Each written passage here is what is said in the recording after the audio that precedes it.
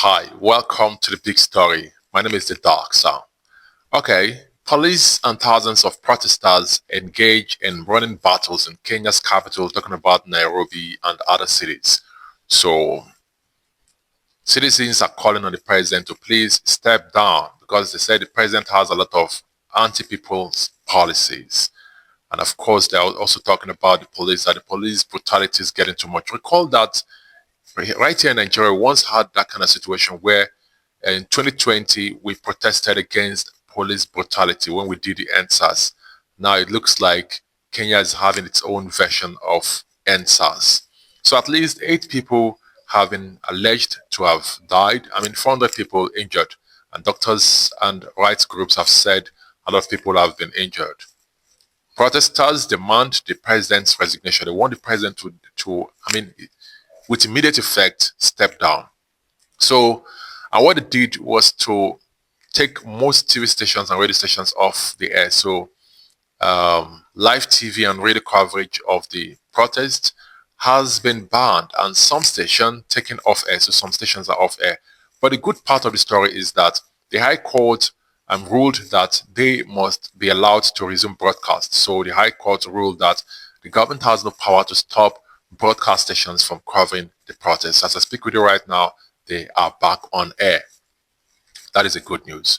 So police warned against attempts to storm the president's office and parliament because at the point the crowd was really moving to the parliament, and they also had plans to go to the president's residence because they said this is getting too much. Schools and businesses are closed for fear of violence.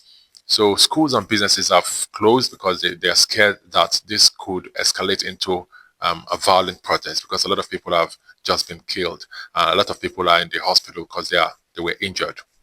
So at least let me remind you of what we know, what really happened in Kenya. At least 8 people have been killed and 400 injured, some with gunshots, and doctors and rights groups say most of them have gunshot wounds. The government has not confirmed any casualties or the use of live bullets by the security forces. Huge protests were held in the capital Nairobi and major cities around the country. Police fired tear gas and water cannon to disperse mostly young demonstrators. The government stopped TV stations from broadcasting, but the court later overturned the ban. Some of the protesters are demanding the president, William Ruto, to resign.